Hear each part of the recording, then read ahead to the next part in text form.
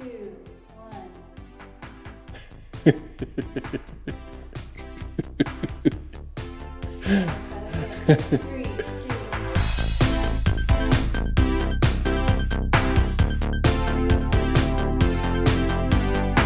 Howdy y'all, it's Jordan Smith. We are in our Panhandle farmhouse build and it's basically done. We've got a little bit of punch out to do, but we're basically finished with it. The homeowner's moving in some of her furniture, some of her things. So we thought it would be a great time to walk through and show you some of the design choices that we made, some of the finishes that we made, and just sort of our thought process as we put this house together from the beginning. So we might as well get started with the fireplace behind me. The homeowner was adamant that she wanted a place to be able to sit down in the winter and warm her back up against a fireplace. Now, this house is super tight. We did a 0.6 ACH 60, and that's a sort of a fudge number. That's the one that we got from Aero Barrier, which if you know about Aero Barrier, if you watch my video, I'll put a card somewhere here.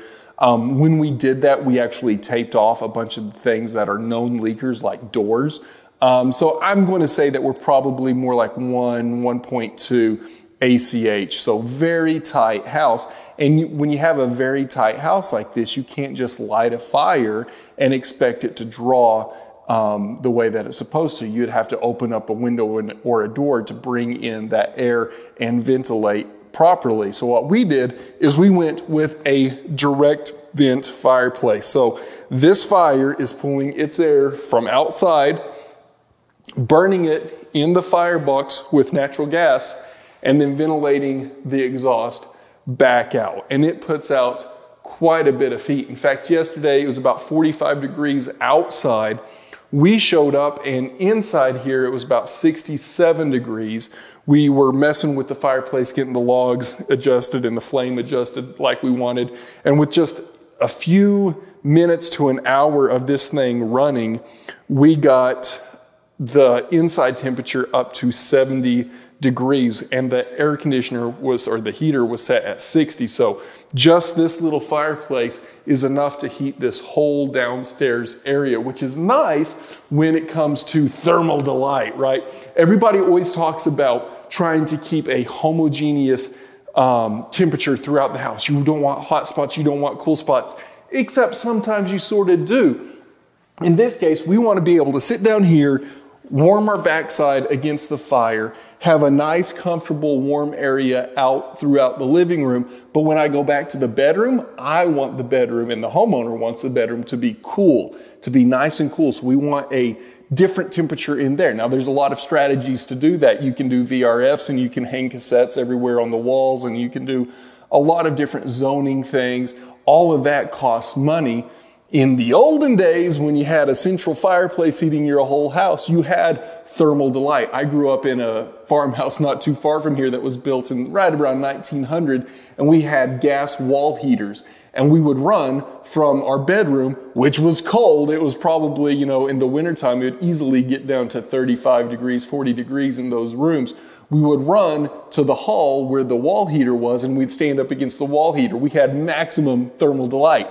Same thing here. We've got our heating element. We're able to adjust our temperature based on how close we are to the fireplace, and then our bedrooms stay cool. So you can spend all the money if you want for all of your fancy VRFs and stuff, but keep in mind that we've been doing this a very long time as humans, having a central warm place and then cooler sleeping places further away from it. So if you can implement this strategy, you'll save a lot of money. Now, talking about money, this is not a cheap fireplace. It looks great.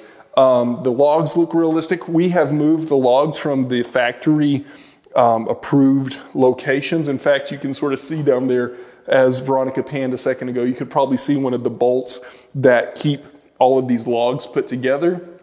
We've moved it a little bit, and I think have improved the way the flames are coming out through the front. So this is a little bit different than what the pictures show or how these logs sort of link and log together, but I like this flame coming out a little bit more like this. But this unit here, somewhere, Veronica, you can correct me if I'm wrong, but this is somewhere around the $5,000 range just for the insert logs and controller, everything is $5,000. Then the concrete surround, this is a concrete surround here, so it's a cast concrete. It looks like limestone, it feels like limestone, but it's a little bit cheaper and you can get thicker sections without a whole bunch of cracks and worrying about the stone falling apart on you. So this was made down in Dallas, Texas, and it ties in beautifully with our limestone up here above. Now this is all mined in Texas. We have 3 different colors in here to give it just a little bit more of a mottled look so it doesn't go too homogeneous, but it looks great. Locally sourced, so not only is that good for the environment, but the main reason that we like it as designers is because it looks authentic. You would see fireplaces like this in this area because this quarry is a few hundred miles south of us here. We're not getting some granite from Colorado or anywhere else, the New England states, and bringing it down like what maybe some high-end mansions in Austin would when you had that kind of money to bring that stone that far. We went with a local, somewhat local, I mean still several hundred miles, but a Texas source for the stone. So that's enough about the fireplace. Very energy efficient. It does a great job of heating the space, and it looks pretty real. It's not going to fool anybody. You know, you don't think that that's an actual real fireplace if you take a good hard look at it, but it looks a lot better than 90% of the fake fireplaces, and has in fact convinced me, who's been a big anti-fake fireplace guy for a long time. This one is the first one that I've thought, okay, maybe I was wrong. All right, enough about that. Let's talk a little bit about the windows here. We have Anderson E-Series windows. Now these are wood clad aluminum, so or aluminum clad wood. They're wood on the inside, they're aluminum on the outside. The divide lights are completely in between all of the, both on the inside and the outside, and then we have the grills in between, so we are completely separated between the two. I've got a whole other video on that that you can check out as well where we talk about that. In the kitchen here, we have some of the prettiest natural stone I have ever seen. This is a quartz stone here, and it's a little bit dirty there, but you probably can't see that on the video. Very pretty stone. We found it up in Amarillo, actually. We're just coming back from Colorado, met the homeowner up at a stone place up in Amarillo. They happened to have this, and it is just awesome. Look here, Veronica, zoom into this vein here. So you've got a greenish blue vein through here, and you've got some blue feathering there that ties in very nicely to the Newburgh green cabinets. The vent hood is a Venta hood.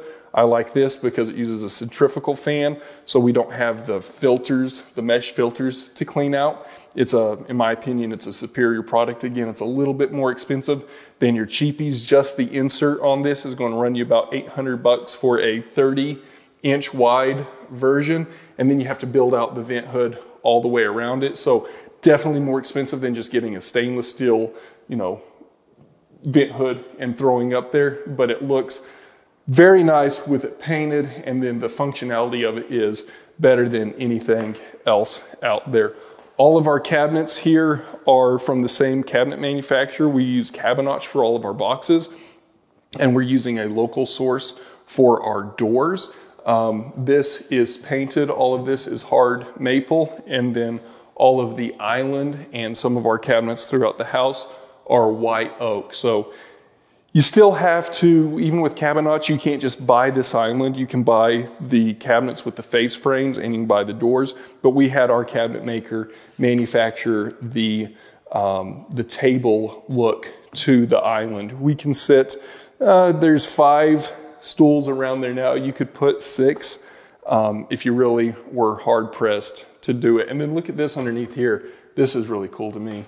The way that we did the electrical outlets under here, and then the lights as well. I'll shut that off and probably get a better view of it. But we have our under cabinet lighting and our outlets all hidden, so that when you look at the backslash, this this beautiful, this is, I think, limestone as well. This is a gray limestone. When you look at this limestone backsplash here, it is not marred by having an outlet that you plug into, and then coordinating it here with marble for your end. So as long as you stay within the same color palette, you can mix and match stones without it getting too gaudy.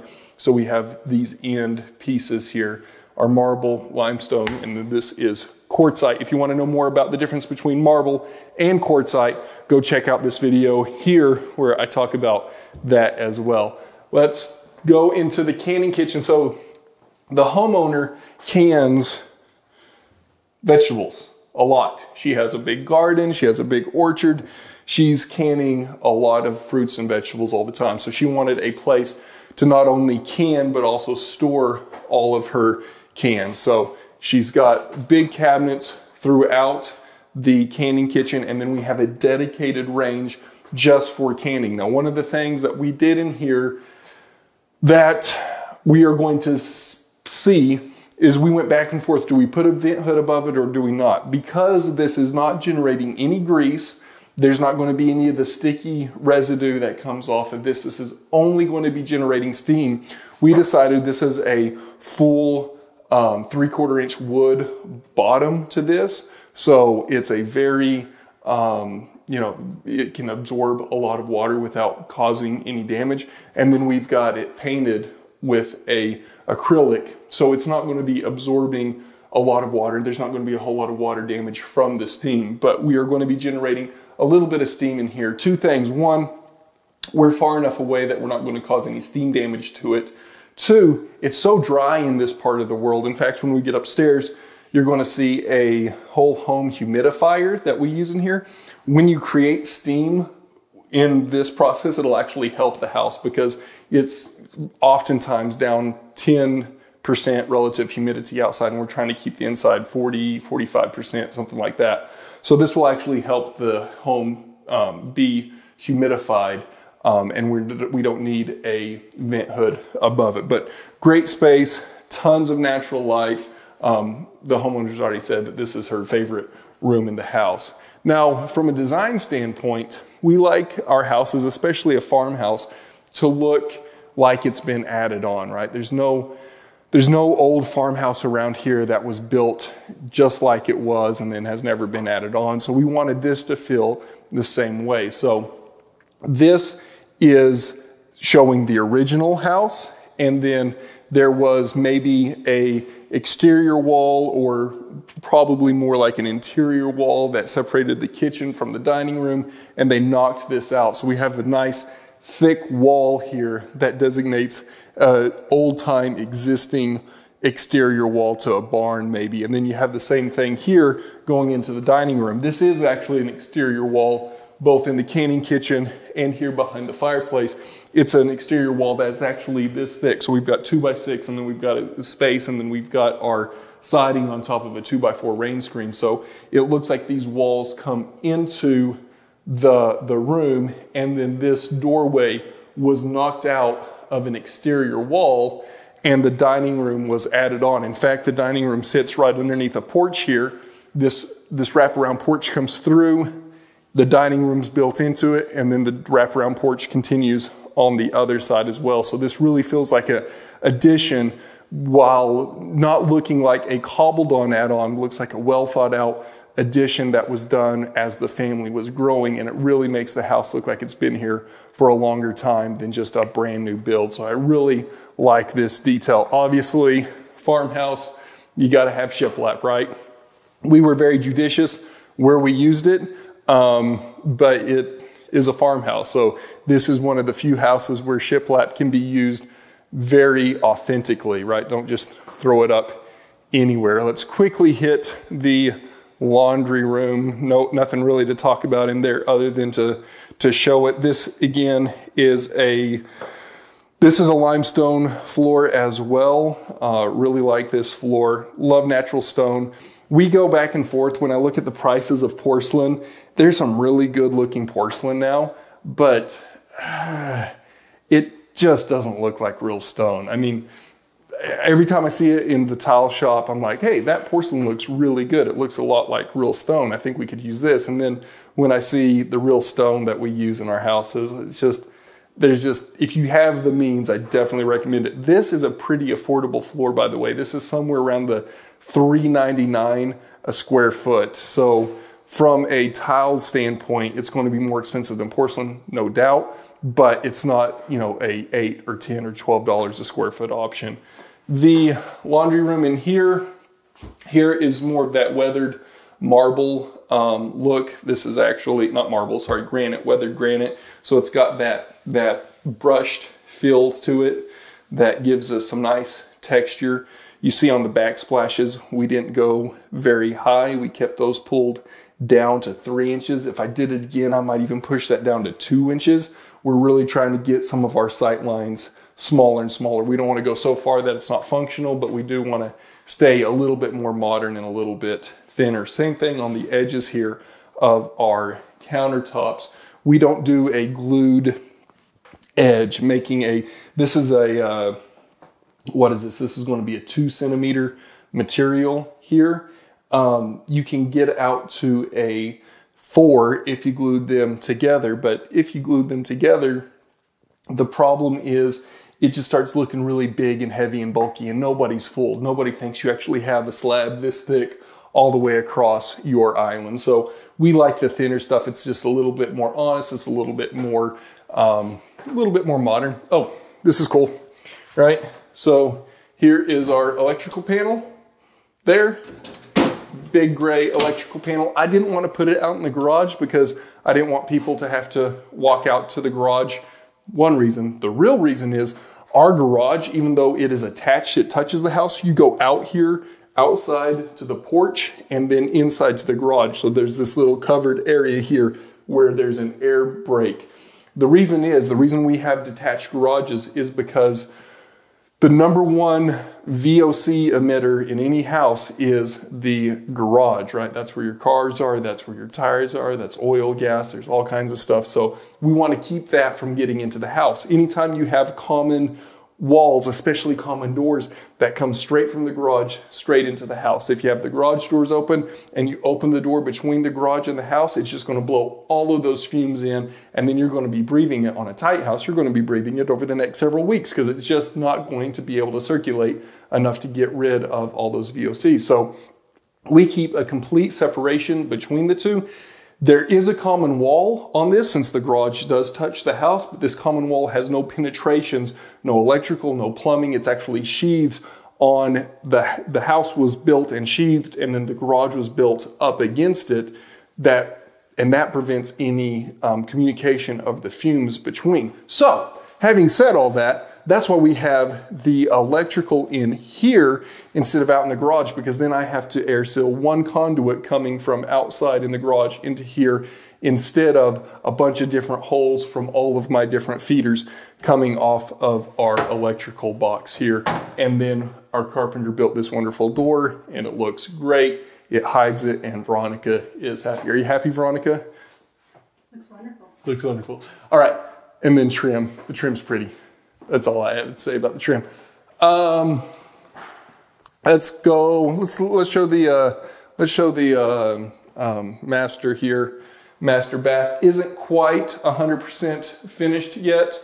We still have the glass to put here in the shower, but nothing really much to talk about there. We've pulled in the quartz countertop material from the kitchen into the seat for the shower, as well as on the vanity here. Again, we went with the white oak on the vanities. We built a setback here, giving the two sinks a feeling of separation instead of just a single long slab across. This setback really gives it a little bit of separation. This floor here is a brushed limestone. This is incredibly affordable. This is like $2.99 a square foot.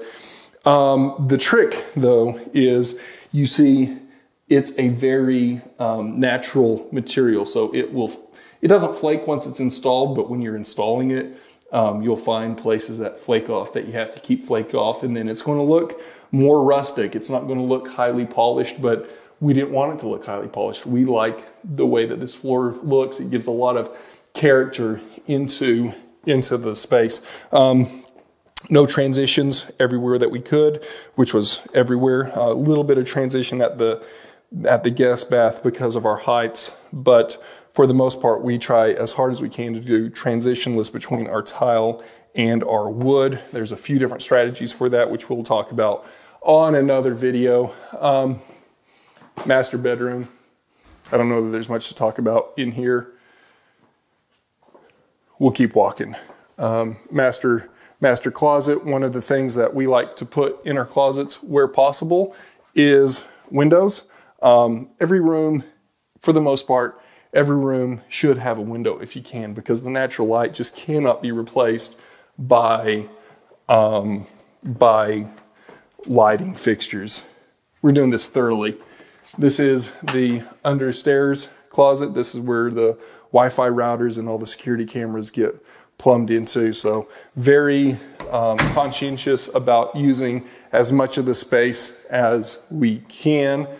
We've already talked about the storm shelter. So again, there will be a card up over here. I'm not going to go through it too much, but we have a door that's just a decorative door that leads in to the storm shelter here.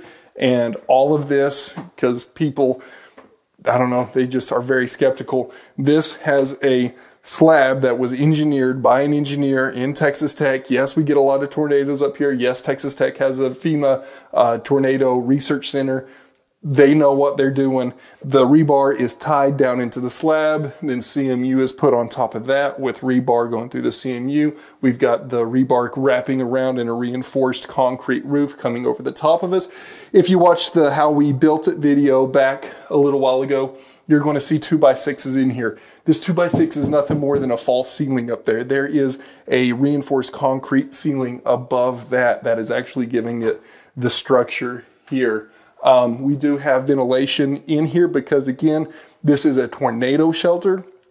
It is meant to prevent wind and especially debris from hurting the occupants. So this is a short shelter-in-place system. It's not meant for fires, and it's not meant for long-term hangout safe rooms. So keep that in mind on your comments below. But it is AC'd because she's going to be using it for storage, and we want to make sure that things don't get ruined with either heat or humidity in there.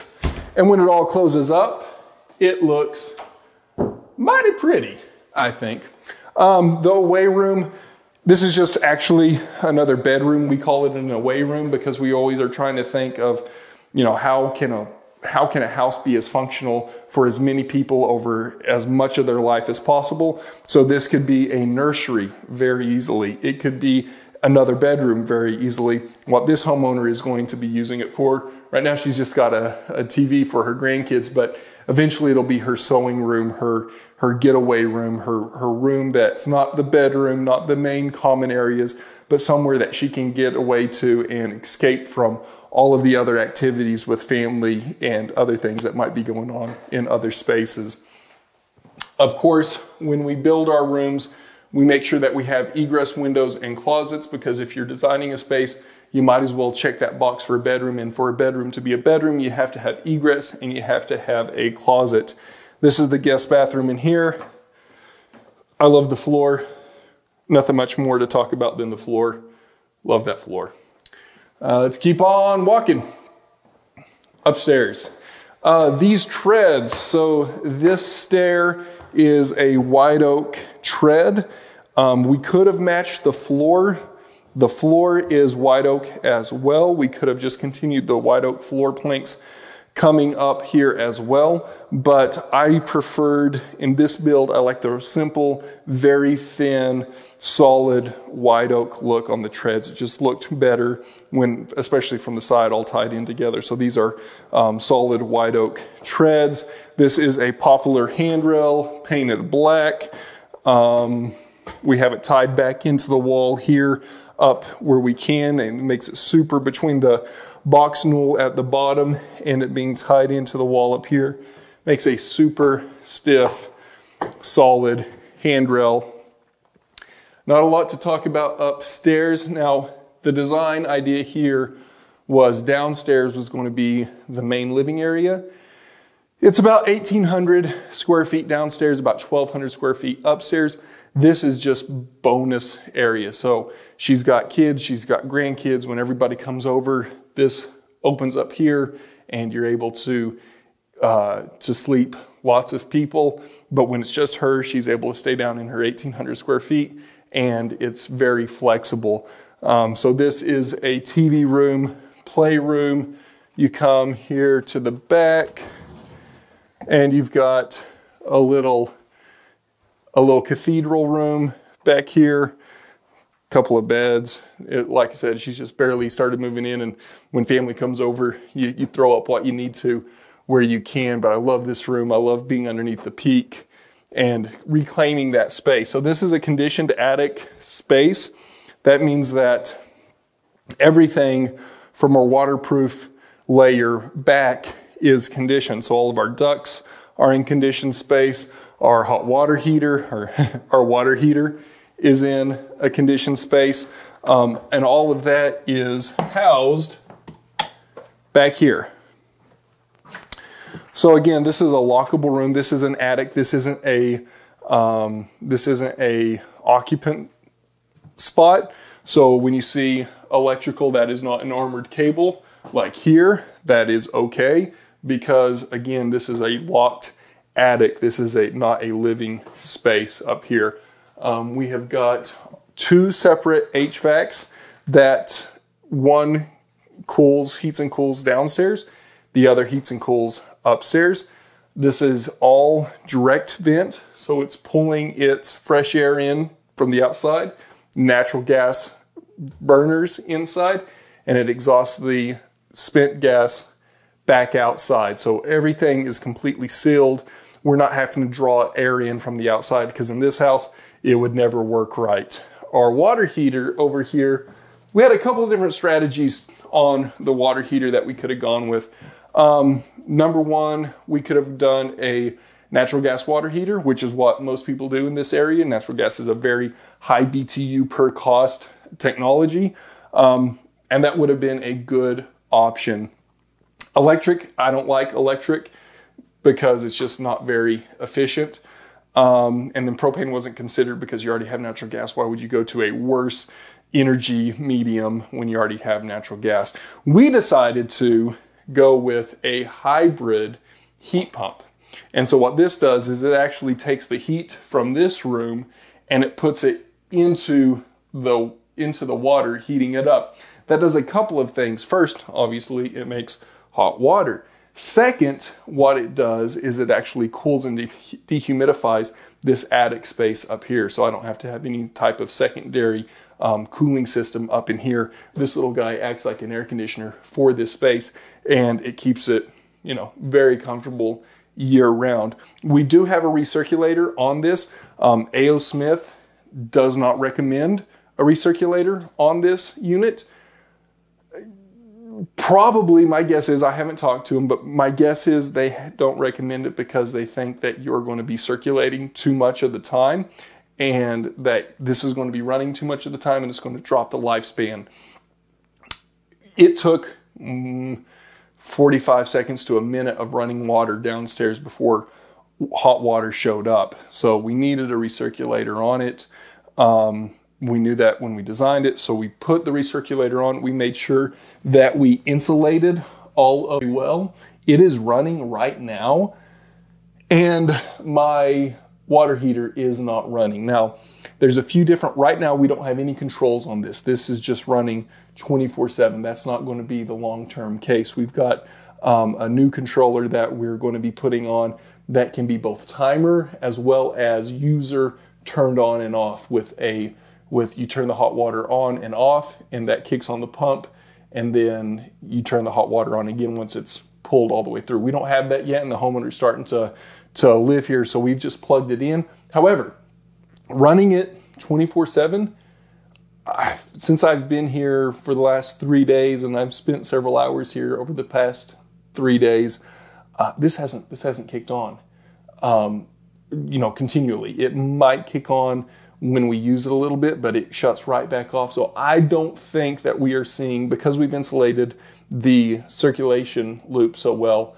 I don't think that we're seeing an overusage of this. But if you plan on using A.O. Smith hybrid heat pump and you plan on using a recirculator, just know that you're doing that at your own risk, because A.O. Smith does not recommend it. And I'm sure if your unit goes out fast and they find that you've been using a recirculator, you're not going to be covered by their warranty. So that's all of my disclaimers. I like having the mechanicals all up in their own room like this. Keeps everything nice and clean. It makes it to where they're easy to work on. It's just a much nicer experience for everybody involved to have all of your mechanicals in a mechanical room. And because we are capturing all of our upstairs, normally, especially here in Texas, you have way more space than this up in your attic. They put these big, I call them witch's hat, these stupid peaks that are peaks on peaks on peaks and gables on gables on gables and these crazy roof lines, because I don't know, some builder somewhere figured out that he could sell it for more if it had these crazy roof lines. It doesn't make a better design. It doesn't make a better function or look. So we don't do that. We do simple gables, and then we reclaim as much space as possible, and we make story and a half. So from the exterior of this, it looks like a one-story that you'd see anywhere around here, but we've got ample room up here to live. And finally, last room of it, didn't really save the best for last. This is probably the mid case for last. This is a bathroom. One of the design features of this bathroom is we've separated the sink and vanity in here. This is just to get ready. When you have a big family that has a lot of kids and grandkids, it's easy to have people getting ready at both this sink and vanity, brushing teeth, getting ready for church the next morning, whatever the case may be. And then you have a second bathroom in here, or I guess the main bathroom in here, another sink and vanity that you're able to brush your teeth, get ready. You have your toilet room, and then obviously you have your shower as well. The skylights in all of these rooms, this is all natural light right now that I'm walking around in. I don't have any lights on up here, and the skylights just bring in tons of natural light all the way downstairs. They're not hugely, especially these are those classic bubble skylights. They're not real pretty from the outside. They're not real pretty from the inside. They're not very energy efficient, but for the light that they let in and the cost that they cost, I would put them in every single time that I'm allowed to. If you have more money and you can buy a Velux or Marvin's coming out with skylights now, spend extra money, because they're much better skylights. They're prettier, they're more energy efficient, everything about them is better. But if you're thinking, oh, I don't want to have the energy ding from having just a normal bubble skylight, I'd rather not have it. In my opinion, I would rather have the light, and then I can run the air conditioner just a little bit more to make up for this, because I've got R30 ceilings and I've got R25 walls and I've got great windows, and the heating and cooling load on this house just isn't much. So making a little bit of a sacrifice for those, they're worth it for me. Hey, thanks so much for watching. This has been an incredibly long video. Veronica is tired of holding the camera, so I am going to wrap this up. If you have any questions, put them in the comments below and we will try to get to them. Subscribe if we've earned it. Like the video if you liked it. Go follow us over at Instagram at Smith House Co, at Jordan Smith Builds, and comment below if you prefer. Here's the question today. Do you prefer views? Do you prefer a prairie with long views, or do you prefer forest and trees and a lot of green close up to you? Because this is definitely prairie up here, and we like the trees too. So comment below, prairie or forest, what is your perforation? That's the word. Thanks so much for watching. We'll see you next time on Smith House.